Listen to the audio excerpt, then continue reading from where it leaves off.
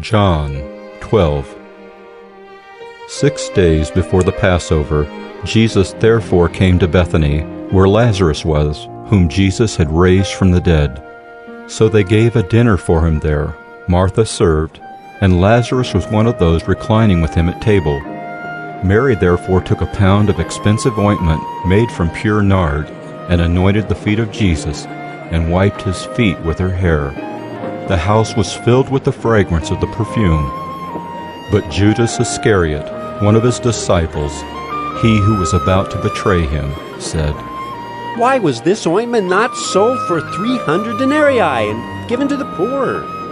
He said this not because he cared about the poor, but because he was a thief, and having charge of the money bag, he used to help himself to what was put into it.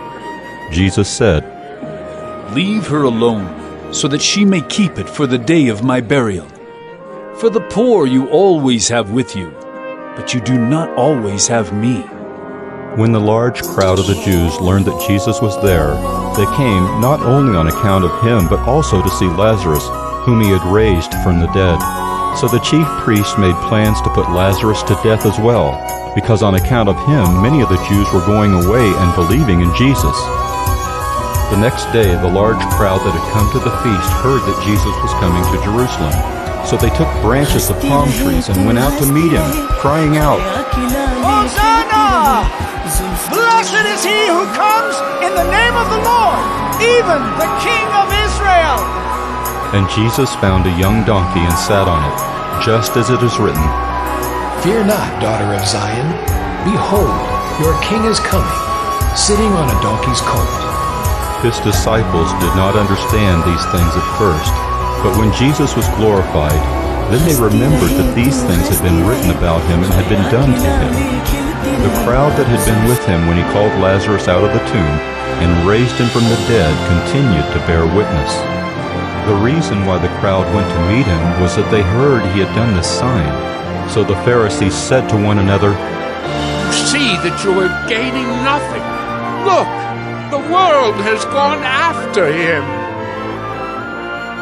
Now among those who went up to worship at the feast were some Greeks. So these came to Philip, who was from Bethsaida in Galilee, and asked him, "Sir, we wish to see Jesus."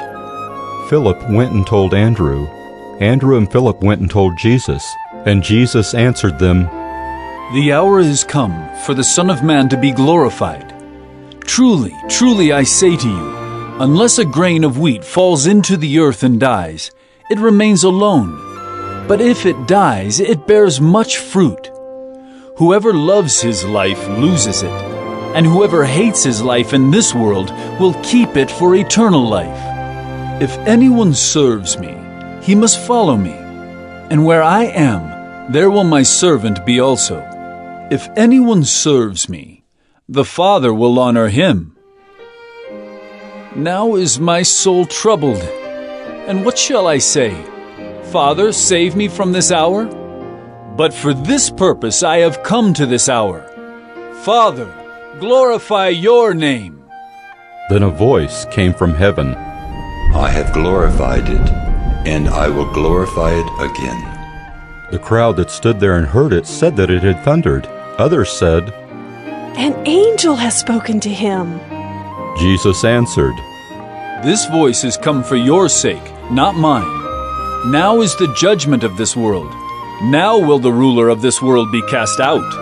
And I, when I am lifted up from the earth, will draw all people to myself."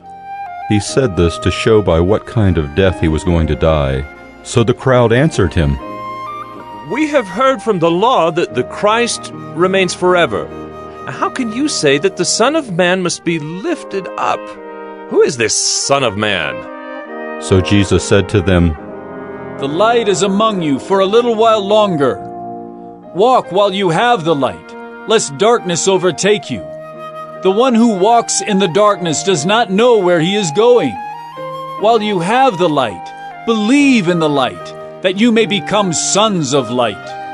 When Jesus had said these things, he departed and hid himself from them. Though he had done so many signs before them, they still did not believe in him, so that the word spoken by the prophet Isaiah might be fulfilled. "Lord, Who has believed what he heard from us? And to whom has the arm of the Lord been revealed?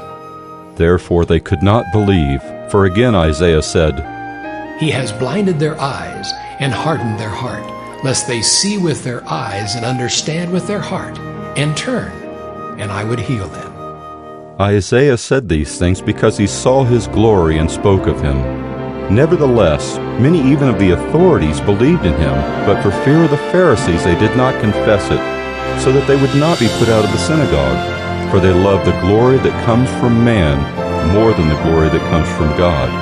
And Jesus cried out and said, Whoever believes in me, believes not in me, but in him who sent me. And whoever sees me, sees him who sent me. I have come into the world as light, so that whoever believes in me may not remain in darkness. If anyone hears my words and does not keep them, I do not judge him, for I did not come to judge the world, but to save the world. The one who rejects me and does not receive my words has a judge. The word that I have spoken will judge him on the last day. For I have not spoken on my own authority, but the Father who sent me has himself given me a commandment, what to say and what to speak. And I know that his commandment is eternal life. What I say, therefore, I say as the Father has told me.